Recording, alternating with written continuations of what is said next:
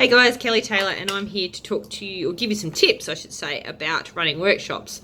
This is like take God knows what number, because every time I try and get to it, someone rings or comes in. So fingers crossed this is the time. So a reason why I felt compelled to share how I run workshops is because I don't use the Empower form. I don't follow it, and I definitely do not do workshops the same way my upline does. So my upline is full of pixie dust, which is awesome, but I am so not a pixie dust person, and I really tried to do workshops their way, and I really tried to follow like straight off the Empower form, and I just couldn't do it.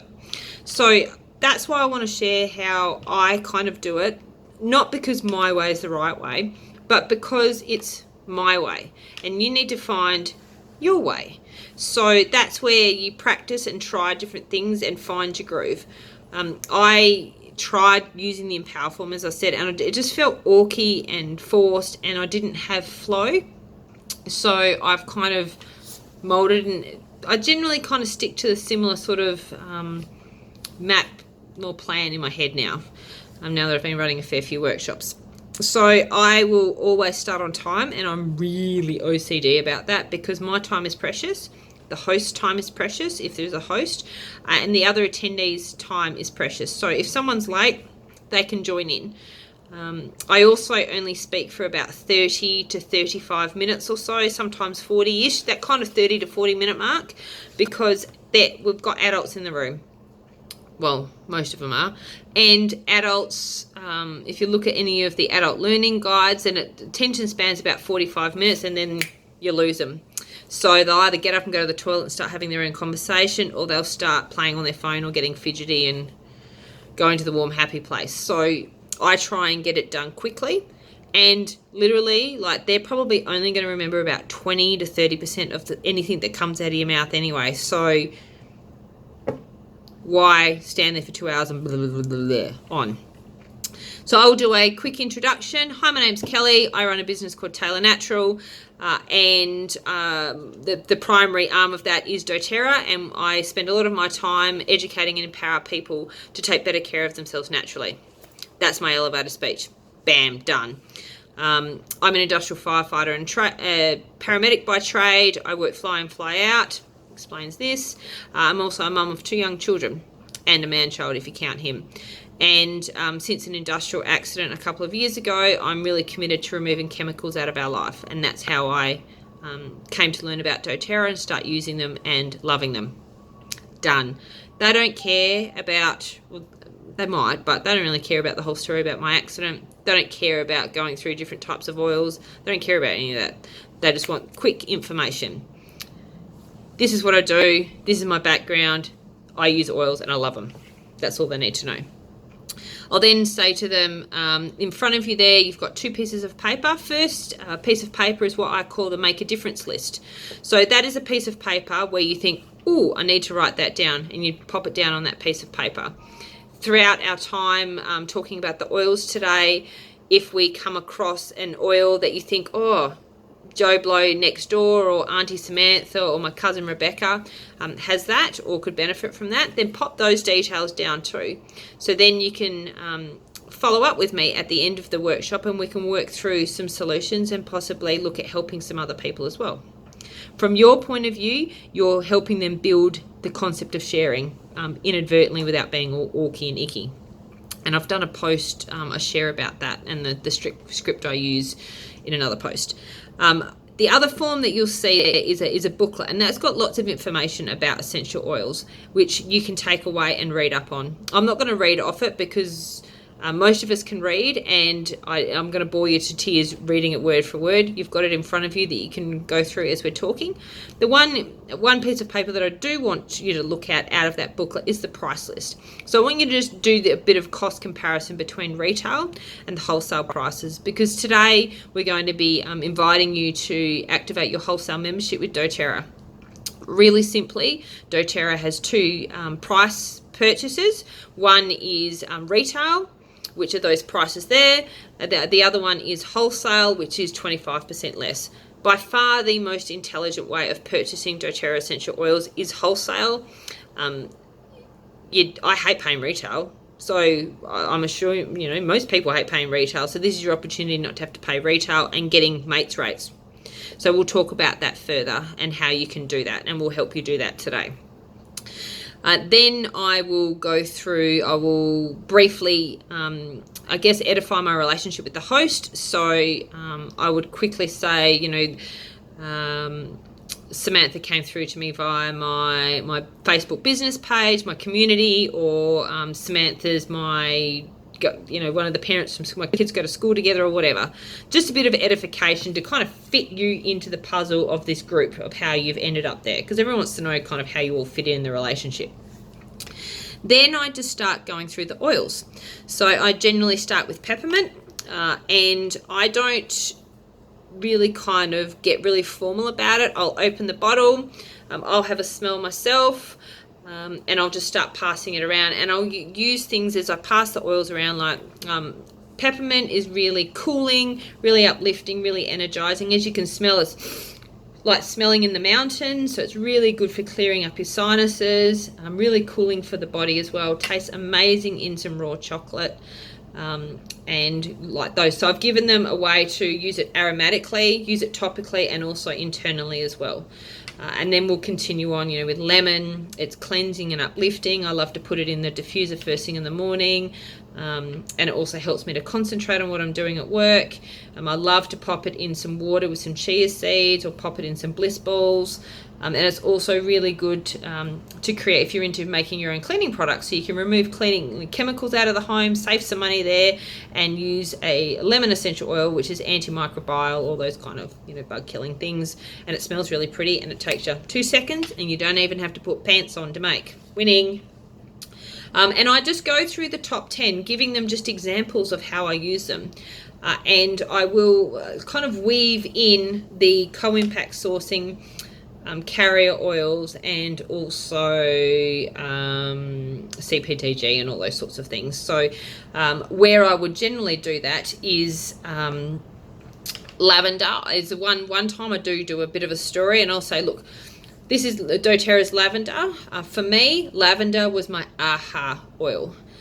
Because I could never smell anything lavender without getting a blinding headache. So when I went to my first workshop, I avoided smelling it because I was scared of getting a headache. But when I smelt doTERRA lavender, it was completely different. And I've now learned that that's because the crap that I bought from the grocery store is basically sticks, twigs, and chemicals. And this is 100% essential oil that's made from the tip of the leaf and the flower part. And that's a really cool part about what doTERRA does. They go out and they look at all the areas across the world about where these species grow the best, and which variety of the species is going to give you the best aromatic, so smell, and therapeutic wellness benefit. And they target that, and they co-create with the actual farmers that make the stuff and know those plants so well. And that's really cool. It's the ultimate paddock to plate kind of philosophy for essential oils, which I think is amazing. The other thing I get really freaked out about is that bottle that I buy from the grocery store that says pure essential oil is probably only about 3% oil and God knows what else. So I don't want to be putting anything on my body that I don't know what it is after, removing all the chemicals from the house. So that's how I tie in co-impact sourcing. And then I generally, around oregano kind of way, I'll then say, open oregano, whoa, this one, it smells really strong. So just be cautious when you breathe it in. Don't get it too close to your nose, because oregano is what's known as a hot oil. So we would never ever put it neat on our skin. The majority of essential oils work far better if we dilute them, especially oregano and other hot oils, because it can actually burn the skin, so that we don't want to have a skin reaction. Now, when I talk about carrier oils, this could be something that you already have in your home. We use doTERRA's fractionated coconut oil because it's like liquid silk, and that works as a carrier to take the essential oil from the top of the skin into the deep, dark depths of your body, where it can go and do its magical work. And it also ensures that we're not going to get some sort of skin reaction. So there I've talked about using hot oil. I've talked about the concept of a carrier oil and why you do have to use carrier oils, and also the potential pitfalls of not doing it correctly. So rather than standing there and reading off your form, doTERRA, co-impact sourcing, you're able to have a conversation with someone and pass the oils around, because we know that you can talk to someone about essential oil, but as soon as you smell lavender or you smell lemon, that's when they have that limbic system response, and that's where you get that connection with them as well. And that's literally all I do for the top 10. I don't give them every single use. If I've got people in the room, and that's where that host coaching is such an important part of your, before you even get to the workshop, that should be when most of your work's done, and then you just rock up at a superstar, as a superstar at the workshop, and just deliver. Because in that host coaching period, you've learned about who's going to be there. You know if they're essential oil users, and start drawing on them. So when I pass tea tree around, like I might give an example of how I use it in my home, but there might be other people there that don't have kids, don't get pimples, the things that I use it for. So I would draw on and say, oh, Samantha, you use essential oils. Have you got tea tree? Oh, you do. What do you use it for? And then get her to start talking. So Samantha's got validity in that group. They don't know me from a bar of soap. So it then enables this collaborative communication, community kind of thing happening as we're passing the oils around and having an experience. So that's really all I try and do. It also opens the attendees open to the concept of sharing as well, and sharing how they do it. And it takes the pressure off you and the spotlight off you as well. I then kind of tend to finish with the top 10 oils, and then I will show them the enrollment kits and say, remember at the beginning when we spoke about purchasing doTERRA oils, the best way is wholesale, and you've had a look at the price comparison and the difference for mates rates.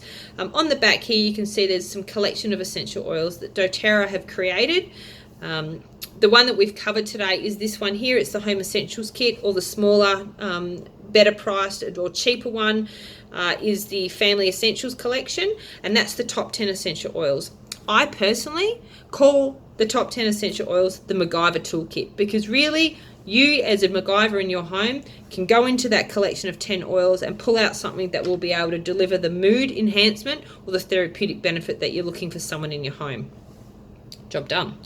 And then I really will sort of conclude things and say, look, I'll give you an opportunity to have a look through, ask some questions. Sometimes, depending on how we're going for time, I might open it up, depending on the type of room it is, for a couple of Q&As. But I don't want to get into that whole, what oil do I use for this? And what oil do I use for that? And what should I use for this? And I've got this, because it puts me in a compromised situation for being a paramedic. But also, I don't want them to be talking and hearing about the 438 other oils that we have. I want them to learn about the Home Essentials Kit, and then as I walk around the room and talk to them one-on-one, then that's when I have a conversation about the specific needs that they might have, because they might say, oh, I have really bad problems with my periods, or I get really crazy around that time. And then I might say, and I would maybe go to my bag and pull it out and say, this is Claricalm, this is like amazing, and I would definitely consider adding this to your order. And then if you've got people that have got particular budgetary kind of issues, then you could talk to them about the $35 build your own kit. So yeah, that's pretty much all I do in a nutshell. I try and keep it as simple as possible. I try and give them the least amount of information, because, and it's not trying to withhold stuff from them, it's just they're not going to take it in, and they're going to just go information overload. And sometimes I might not go through every single oil in the top 10 because the room might not need it, and they're not going to remember anyway. That's where your host coaching is so important, because you've had a chat to the host in the week before. You know if there's people there that have skin problems, eczema, asthma, those sorts of things. The kid's always sick, the kid behaves like a toad, and you can really target and use those ones without them even knowing, and pick up those things in the Home Essentials Kit, like Easy Air. This is fantastic. My cousin suffers asthma, and he finds that Easy Air really helps him to breathe at night when the weather starts getting cooler. The lady in the corner that's got a kid that suffers asthma, that's up all night, every night during winter, has just gone, ding, write it on the form, do an order. So I strongly recommend doing host coaching as well. It makes a lot of effort at the beginning, make your workshop go really, really well. So hopefully you've picked up some tips. I would love to hear how you run workshops, because I'm always learning as well, and I would love to learn from you too. See ya.